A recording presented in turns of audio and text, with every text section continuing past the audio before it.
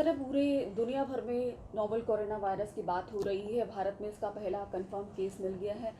China से ये शुरू हुआ और उसके कई शहरों में इसके केसेस मिलने की बात आ रही है। सैकड़ों लोग मर चुके हैं इससे।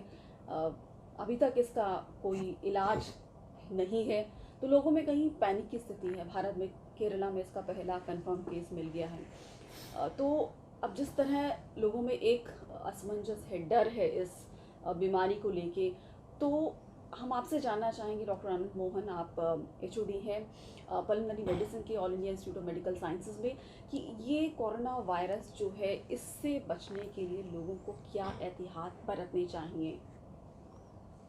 देखिए, कोरोना वायरस उन तमाम रेस्पिरेटरी वायरसेस में से एक है जो सर्दी ज़ुकाम और फ्लू लाइक सिम्टम्स करते हैं। जैसे इन्फ्लुएंज़ा था, स्वाइन फ्लू था, पहले रहा था।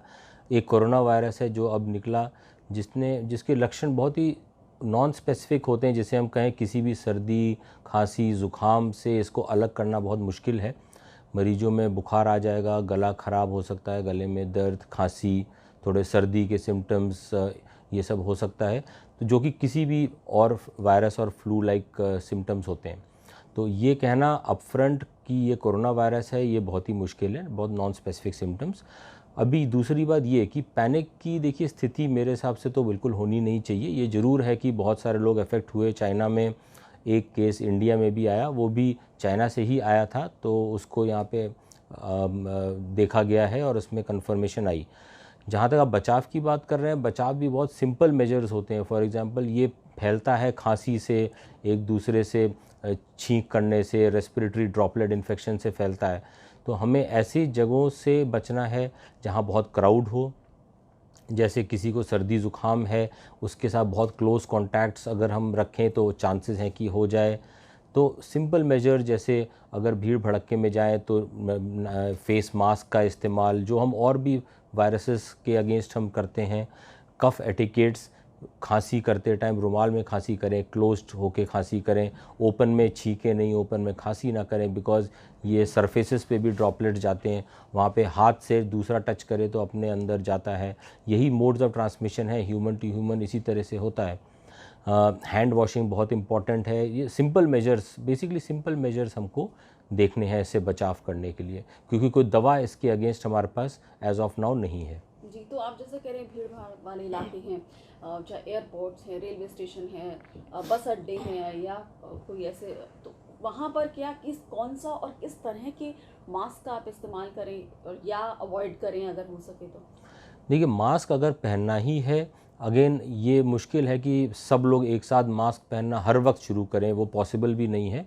बट अगर जैसे आपको खुद को सर्दी ज़ुकाम है, डर है कि दूसरों को फैलने का डर है, तो आप अपने बचाव और दूसरों के बचाव के लिए भी मास्क पहन सकते हैं। वो N95 मास्क होना चाहिए, जो सिंपल सर्जिकल मास्क हैं वो इस मामले में हेल्प नहीं करते। अगेन ये N95 मास्क हम कोरोना वायरस स्पेसिफिक नहीं बता रहे हैं, हम जनरल तरीके से बोल रहे हैं कि ये ड्रॉपलेट इन्फेक्शन फैलने से बचाने में ज़्यादा हेल्प करते हैं rather than the simple surgical mask. So इस तरह की चीज़ें हम स्पेशली यूज़ कर सकते हैं। जिस तरह आपने बताया कि फ्लू लाइक इसके सिम्टम्स हैं, लेकिन ये कोरोना वायरस का कोई इलाज नहीं है, लोग इससे मर रहे हैं और एक पैनिक फैल रहा है लोगों में। जी हाँ, तो पहला बात तो यही कि पैनिक नहीं फैलना चाहिए। ये ऐसा, जी हाँ, ज़रूर सतर्क रहना चाहिए, हमको सबको पता होना चाहिए, अवेयरनेस ज़रूरी है। बट पैनिक की तो अभी ऐसी कोई बात है नहीं। अगर हम जानकारी रखें और हम प्रॉपर एहतियात बरतें, और जो केसेस या जो सस्पेक्ट्स हैं जो उस एरिया से ट्रैवल करके आए हैं, जैसे एयरपोर्ट्स पे स्क्रीनिंग हो रही है, बहुत ज़रूरी है, तो इनको अगर हम अपफ्रंट ही लोकेट कर लें और जांच लें तो ये आगे फैलने से रुक जाएगा। जी, यहाँ मैं आपसे जानना चाहूँगी, आपने स्क्रीनिंग की बात करी, तो इस तरह की जब एयरपोर्ट पर स्क्रीनिंग होती है तो वो किस तरह से होती है? उस स्क्रीनिंग में क्या देखा जाता है देखिए, स्क्रीनिंग यूजली और एक, क्या वो डिटेक्ट कर पाती है इतनी एफिशिएंटली? देखिए, अब ये तो कोई 100% नहीं बता सकता कि किस चीज़ की 100% एफिशिएंसी, तो शायद इस मामले में किसी की भी नहीं हो सकती है। डिटेक्ट वो यही कर सकते हैं कि किसी को इन्फेक्शन के क्या कोई सिम्टम्स हैं। अगर वो उस तरफ से आए तो लोग पूछा जाता है आपको क्या सर्दी ज़ुकाम खांसी के कोई लक्षण है, बुखार है, तो ये स्क्रीनिंग टूल्स होते हैं। लोग और चीज़ें जैसे थर्मल, इस तरह के एक्सरे टाइप की चीज़ें यूज़ करते हैं, हर जगह नहीं होता। So these are simple screening measure जिसमें हम ज़्यादातर पूछते हैं, और उस एरिया से आने वाले जो फ़्लाइट्स हैं और लोग हैं उन पे ज़्यादा जोर दिया जाता है। जी, जिस तरह से हर वायरस का एक जेस्टेशन पीरियड होता है ह्यूमन बॉडी में या कांटेक्ट में एक्सपोज होने के बाद, तो ये भी कहा जा रहा है क्या ये कितना सही है कि 14 दिन भी इसका जेस्टेशन पीरियड हो सकता है? तो अभी ये नोवेल कोरोना वायरस है बिकॉज वायरसेस अगेन बहुत चेंज होते रहते हैं। कोरोना वायरस के भी बहुत सारे स्ट्रेन्स हैं, हर एक के एक अलग वो टाइम होता है, जेस्टेशन होता है, प्रॉपर्टी होती है।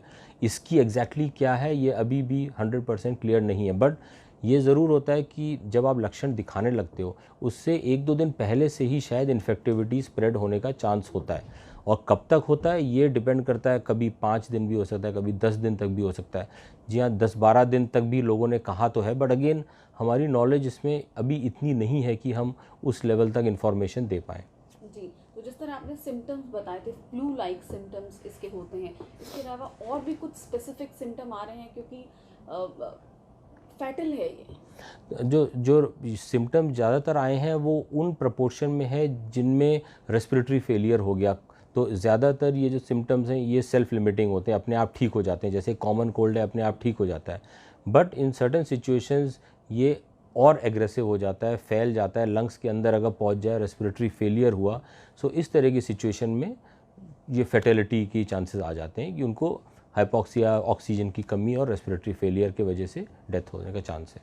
जी, तो अब मैं आपसे ये जानना चाहूँगी कि खान पान में क्या जिस तरह की गाइडलाइंस या एडवाइजरी आ रही हैं कि आप सी फूड मत खाइए, आप नॉन वेज से बचें, तो क्या खान पान में एहतियात बरतनी चाहिए पानी को भी लेके और हर चीज़ को लेके कि आप इससे अपना बचाव कर सकें?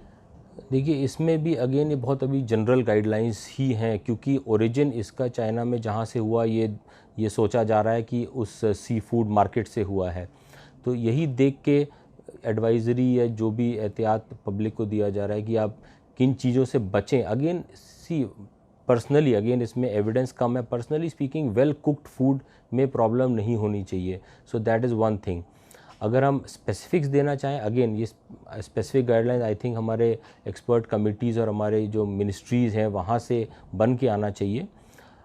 कोई स्पेसिफिक गाइडलाइंस इंडिया में तो अभी आई थिंक इसके रिलीज़ नहीं हुए, at least I am not aware अभी तक, क्योंकि ओरिजिन इसका सी फूड मार्केट से हुआ है, इसीलिए ये सब बातें आ रही हैं कि इससे फैलने का डर है। हो भी सकता है, बट किस लेवल का और किस चीज़ से ये अभी क्लियर नहीं है।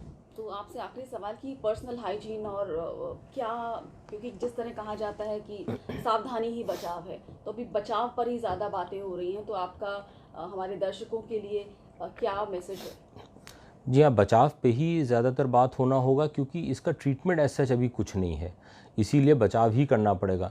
एक बार हो गया तो 99% में अपने आप ठीक हो ही जाएगा ये। जहाँ तक बचाव का है, अगेन इस वक्त जो लोग ट्रैवल करके आ रहे हैं उनको स्क्रीन करना ज़रूरी है। अगर उनको कोई भी लक्षण खुद में दिखे, इट इज़ इम्पॉर्टेंट वो तुरंत डॉक्टर को इन्फॉर्म करें, अप्रोप्रिएट प्रिकॉशंस लें कि दूसरों को ना फैले, खासकर हाउस होल्ड में या वर्क प्लेस पे। सो ये दूसरों को फैलने से बचाना मेन है। Simple hand washing techniques, hand hygiene, cough etiquettes कि छींके ना, खांसी वगैरह ना करें, these are very simple measures जो हम जनरली ले सकते हैं। और जिस तरह की खबरें आ रही कि चाइना में जिन जिनको हुआ उनको क्वारंटाइन कर दिया और उनकी बॉडी को भी इस तरह से इंसिनरेट किया गया है, आई थिंक ये सब प्रिकॉशनरी है, क्योंकि अभी पता नहीं ना कि आगे कितना प्रोपोगेट करेगा, कितना फैले, किस तरीके से फैले, किसी को अभी इतना आइडिया नहीं है। I think all these are as a precaution कि ये आगे औरों को ना इफ़ेक्ट करे।